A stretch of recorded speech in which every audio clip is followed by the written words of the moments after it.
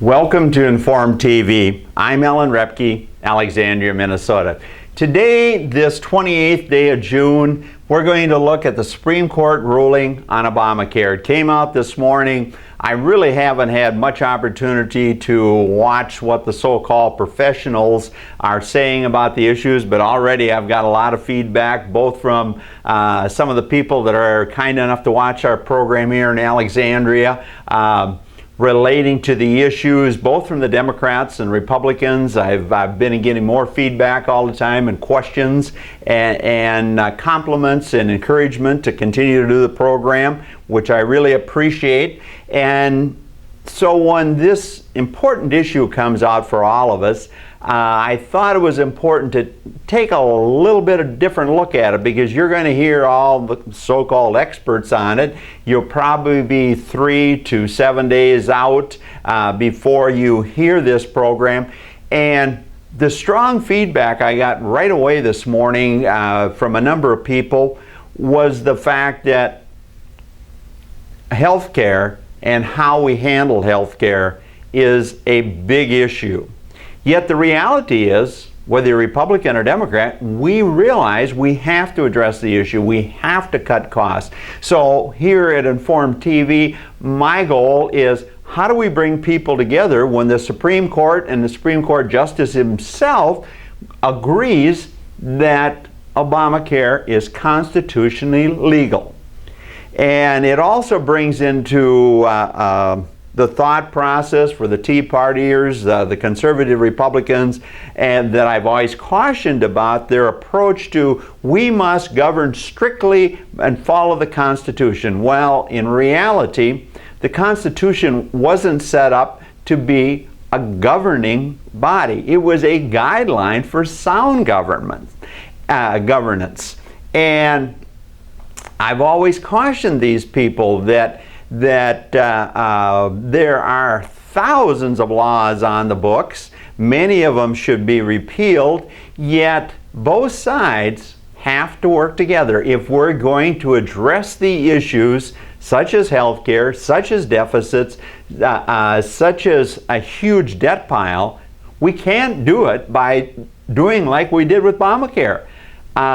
Finally, the president and his Democratic Congress at that point in time just said, this is the way it's going to be.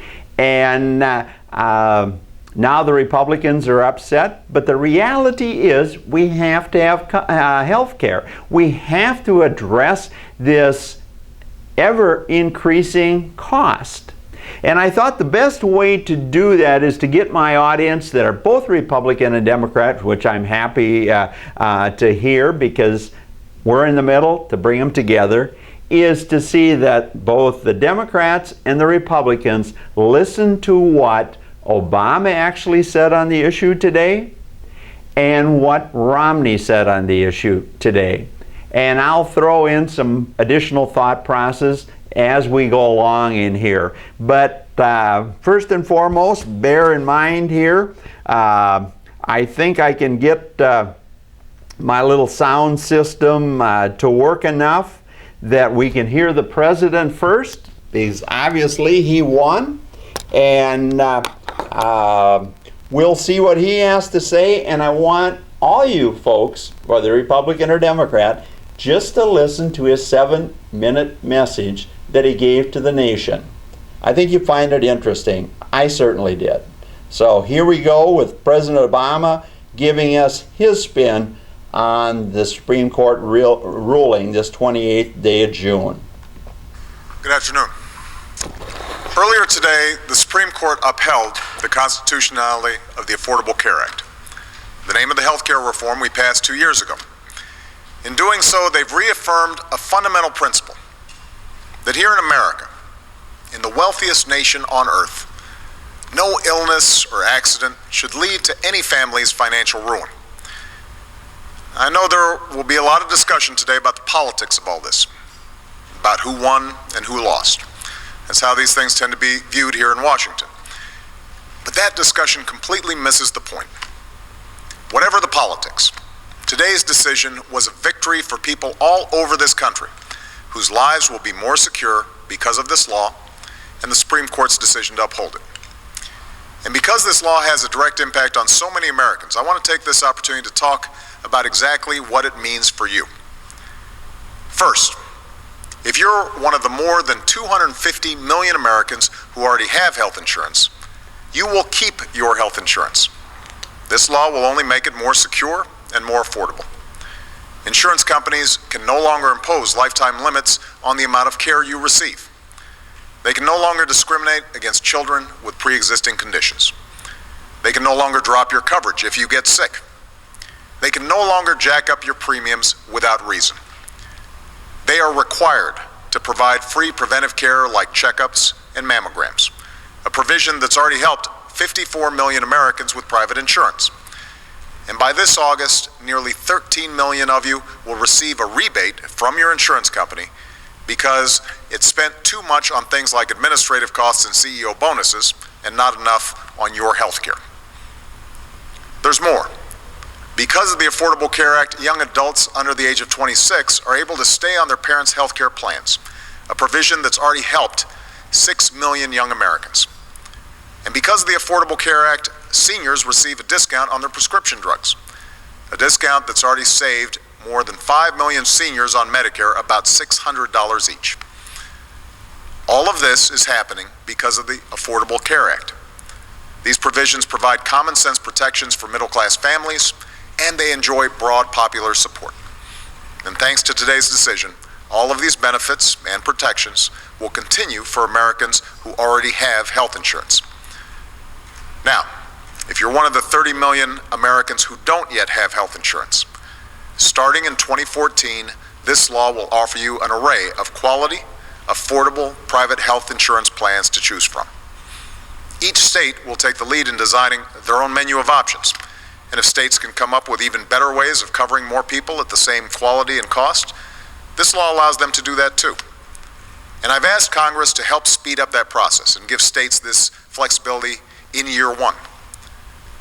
Once states set up these health insurance marketplaces, known as exchanges, insurance companies will no longer be able to discriminate against any American with a pre-existing health condition. They won't be able to charge you more just because you're a woman. They won't be able to bill you into bankruptcy. If you're sick, you'll finally have the same chance to get quality, affordable health care as everyone else. And if you can't afford the premiums, you'll receive a credit that helps pay for it. Today, the Supreme Court also upheld the principle that people who can afford health insurance should take the responsibility to buy health insurance.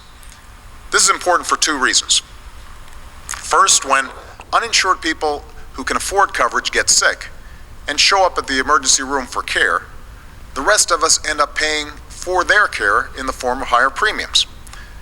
And second, if you ask insurance companies to cover people with pre-existing conditions but don't require people who can afford it to buy their own insurance, some folks might wait until they're sick to buy the care they need, which would also drive up everybody else's premiums. That's why, even though I knew it wouldn't be politically popular and resisted the idea when I ran for this office, we ultimately included a provision in the Affordable Care Act that people who can afford to buy health insurance should take the responsibility to do so. In fact, this idea has enjoyed support from members of both parties, including the current Republican nominee for president. Still, I know the debate over this law has been divisive. I respect the very real concerns that millions of Americans have shared. And I know a lot of coverage through this healthcare debate has focused on what it means politically. Well, it should be pretty clear by now that I didn't do this because it was good politics. I did it because I believed it was good for the country. I did it because I believed it was good for the American people. You know, there's a framed letter that hangs in my office right now. It was sent to me during the healthcare debate by a woman named Natoma Canfield. For years and years, Natoma did everything right. She bought health insurance, she paid her premiums on time, but 18 years ago, Natoma was diagnosed with cancer. And even though she'd been cancer-free for more than a decade, her insurance company kept jacking up her rates year after year. And despite her desire to keep her coverage, despite her fears that she would get sick again, she had to surrender her health insurance and was forced to hang her fortunes on chance. I carried Natoma's story with me every day of the fight to pass this law.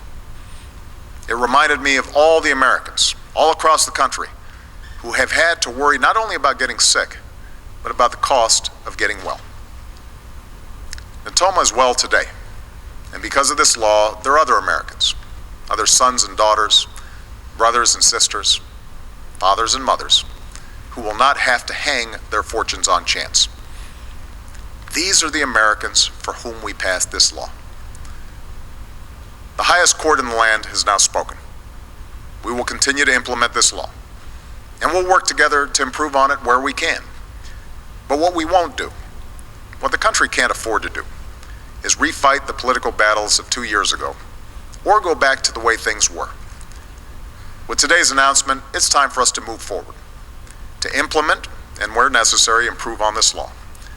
And now's the time to keep our focus on the most urgent challenge of our time, putting people back to work, paying down our debt, and building an economy where people can have confidence that if they work hard, they can get ahead. But today, I'm as confident as ever that when we look back 5 years from now, or 10 years from now, or 20 years from now, we'll be better off because we had the courage to pass this law and keep moving forward. Thank you. God bless you, and God bless America.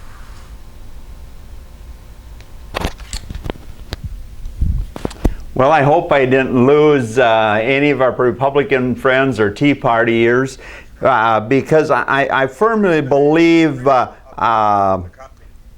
what is going on here.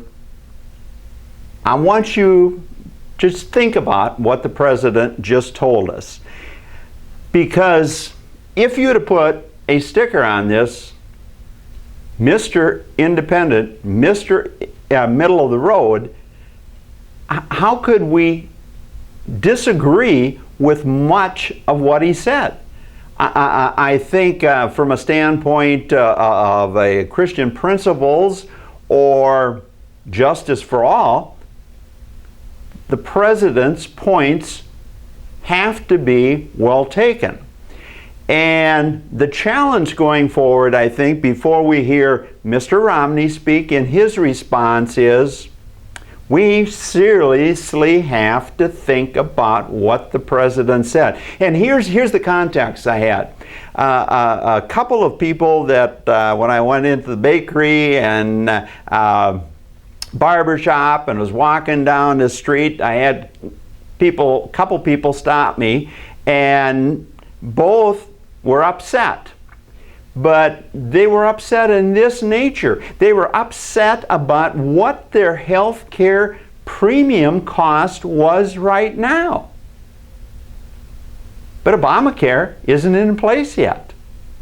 And you see, that's why I'm saying in the middle here, whether you're Republican or Democrat, I think we have to agree with the president. We have to move forward, and whether we elect a Republican president or both a Republican House and Senate, we as good citizens in the middle, worrying about society itself, I think we have to put the finger on everybody and say, your job now is to see that this thing works and it improves health coverage, it reduces costs, and so on and so forth.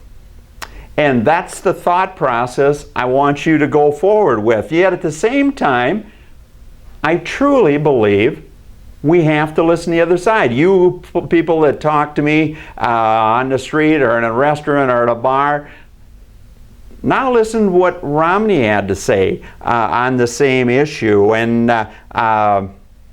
it's only fair when we hear one side, we hear the other, and I'm doing this because I don't believe most people are going to listen to this. They're going to hear the highlights, and then they're going to listen to somebody's spin on what was good or bad. And unfortunately, the Republican side goes to Fox News or CNBC, and the Democratic side goes to MSNBC, and so on and so forth, rather than to listen to what both parties have said here and see indeed if we can address the issues as adults and move forward on this issue and make it work. And hopefully, bear in mind here as I flick my Stone Age TV system here and try to put the mic in the same spot that I had for Obama so we all hear it. I'm going to full screen it and hopefully things will work.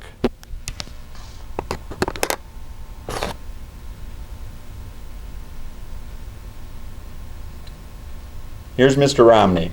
I disagree with the Supreme Court's decision, and I agree with the dissent. What the court did not do on its last day in session, I will do on my first day if elected President of the United States. And that is, I will act to repeal Obamacare. Let's make clear that we understand what the court did and did not do. What the court did today was say that Obamacare does not violate the Constitution. What they did not do was say that Obamacare is good law or that it's good policy. Obamacare was bad policy yesterday, it's bad policy today. Obamacare was bad law yesterday, it's bad law today. Let me tell you why I say that. Obamacare raises taxes on the American people by approximately $500 billion. Obamacare cuts Medicare by approximately $500 billion. And even with those cuts and tax increases, Obamacare adds trillions to our deficits and to our national debt and pushes those obligations on to coming generations. Obamacare also means that for up to 20 million Americans, they will lose the insurance they currently have, the insurance that they like and they want to keep. Obamacare is a job killer. Businesses across the country have been asked what the impact is of Obamacare. 3/4 of those surveyed by the Chamber of Commerce said Obamacare makes it less likely for them to hire people. And perhaps most troubling of all, Obamacare puts the federal government between you and your doctor. For all those reasons, it's important for us to repeal and replace Obamacare. What are some of the things that we'll keep in place and must be in place in a reform, a real reform of our healthcare system? One, we have to make sure that people who want to keep their current insurance will be able to do so. Having 20 million people, up to that number of people, lose the insurance they want is simply unacceptable. Number two, got to make sure that those people who have pre-existing conditions know that they will be able to be insured and they will not lose their insurance. We also have to assure that we do our very best to help each state in their effort to assure that every American has access to affordable health care. And something that Obamacare does not do that must be done in real reform is helping lower the cost of health care and health insurance. It's becoming prohibitively expensive. And so this is now a time for the American people to make a choice. You can choose whether you want to have a larger and larger government, more and more intrusive in your life, separating you and your doctor, whether you're comfortable with more deficits, higher debt that we pass on to the coming generations, whether you're willing to have the government put in place a plan that potentially causes you to lose the insurance that you like, or whether instead you want to return to a time when the American people will have their own choice in health care, where consumers will be able to make their choices as to what kind of health insurance they want. This is a time of choice for the American people. Our mission is clear. If we want to get rid of Obamacare, we're going to have to replace President Obama. My mission is to make sure we do exactly that we return to the American people the privilege they've always had to live their lives in the way they feel most appropriate, where we don't pass on to coming generations massive deficits and debt, where we don't have a setting where jobs are lost. If we want good jobs and a bright economic future for ourselves and for our kids, we must replace Obamacare. That is my mission, that is our work, and I'm asking the people of America to join me. If you don't want the course that President Obama has put us on, if you want instead a course that the founders envisioned, then join me in this effort. Help us defeat Obamacare, help us defeat the liberal agenda that makes government too big, too intrusive, and that's killing jobs across this great country. Thank you so much.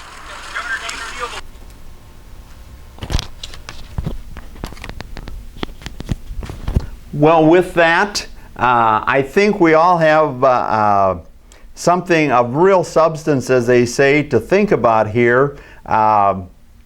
as you folks have had time to listen to many viewpoints by the time you're listening to Inform TV here. And here's some of the thoughts that I have that I think that comes out, and back to my conversation with some people in Alexandria here this morning after this came out. I don't know too many people that really like their health care, other than if they're working for a company that provides it and they've been fortunate enough, like myself, over a lifetime to never really need insurance. And yet people talk about we want to pick and choose our health care coverage. And the reality, people, I just go, what? You're going to pick your health care coverage?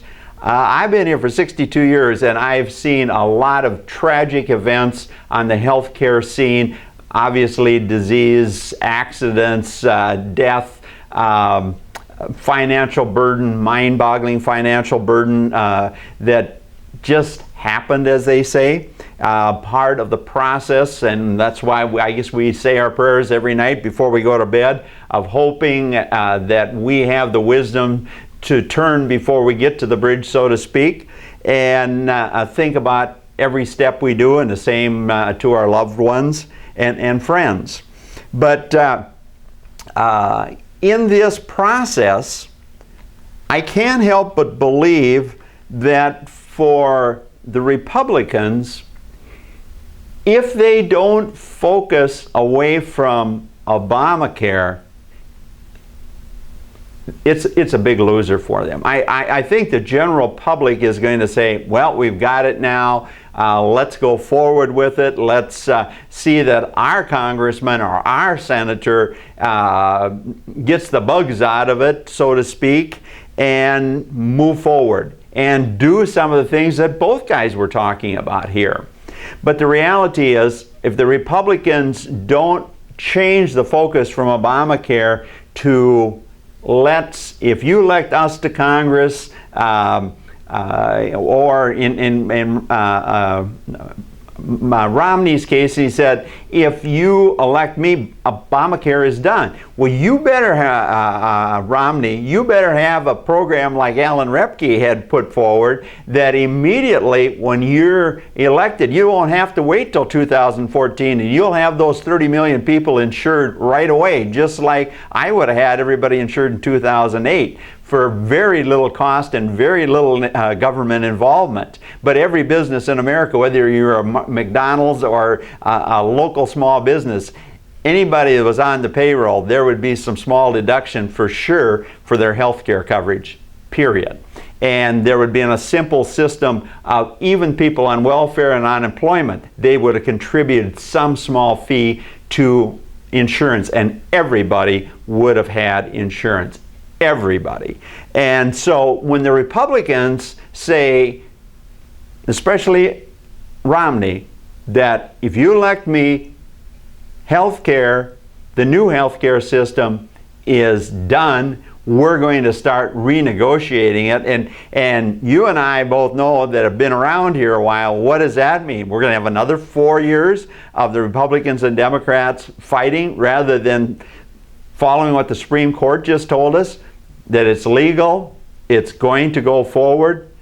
I think we all need to tell the Republicans, quit calling it Obamacare and tell us what you're going to do if you can continue to control the House, or if you pick up both the House and Senate, what you're going to do to get this thing to work better than the Democrats are going to make it work. Or you, Romney, do you have an Alan Repke type program that the minute you get elected, you're with the understanding you got a strong enough Congress, you got strong enough coattails to come in, that you are going to be able to dump Obamacare the way it's set up right now, but immediately you're going to see that everybody has private insurance, and we start addressing, we want to see what you're going to do to address health care plans. Because here's the issue that I want to put back for everybody to talk of, everybody to think about. And obviously, you people that have been kind enough to listen to Inform TV have said we have to have true leaders in Congress. We have to elect people that have had a lifetime of experiences and knowledgeable experiences, so they know how to address issues. And from the Republican standpoint, some of the two people that I have to criticize most, being a lifelong conservative, yet trying to be a moderate to get things done in the middle, is Coburn. Senator Coburn is screaming bloody murder about we've got to cut this and we've got to do this. People, this Republican has been there 12 years now in the Senate, and he's going to be gone when the new president comes in, whether it's Obama, and he, I believe, was in the House for a number of years as a medical doctor. And now what he's doing is preaching about all these other cuts and these generalities. Why didn't Coburn get this medical thing under control when he was a congressman and a senator for 12 years? All of us in the middle and on the left have to ask our Republican friends that. And yet at the same time, the Ron Paul group. Isn't Ron Paul a doctor, or his son? Obviously, there's some strong medical background in that party of two there. Where have they been over the years? Why haven't they addressed the issues? And truly, in the Bush administration, we had time to do that. And the people in the Democratic side that praised Clinton when we so-called had the balanced budget. Why didn't we get something going then? So when we look at this whole issue of health care, people, there's enough blame to go around. And as a person of trying to get issues solved here on Inform TV, I think we have to bite the bullet, go forward, and start focusing on seeing really what's in this 2,700-page deal, and it's thousands and thousands of pages of regulation, what can really be cut. And that would be my assignment to the Republicans out there and Tea Party's people out there. I think we're going to have this thing, whether you like it or not, because people want this issue set aside and they want to address the other issues. And here's a couple things locally here in Minnesota that I want you to think about. Here in Alexandria, we're a regional trade center. We have a new expanded hospital. I've tried to get Douglas County Hospital to do some advertising here, but they won't even return my call. But anyway, what's interesting here, we had the Broadway Clinic on Main Street of Alexandria was sold to the Stanford Group, which owns a bunch of hospitals, big presence in North Dakota and that type of thing, a nonprofit.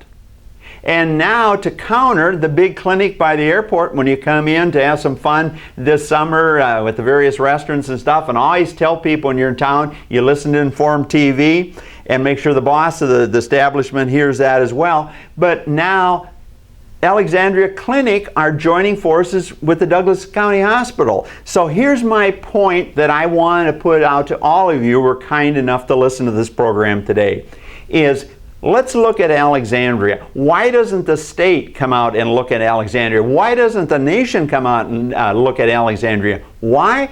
Because suddenly we have two major nonprofit organizations providing the bulk of the health care in the Douglas County, in the Alexandria Lakes trade area.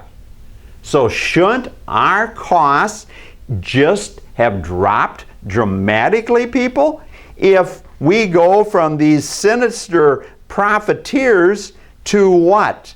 A simple system of providing health care with limited profit, non-profit organizations. But I don't see anybody in the bars and restaurants and churches here in Alexandria talking about, dang, this is really great when we've got these two huge non-profit organizations in charge of our medical care.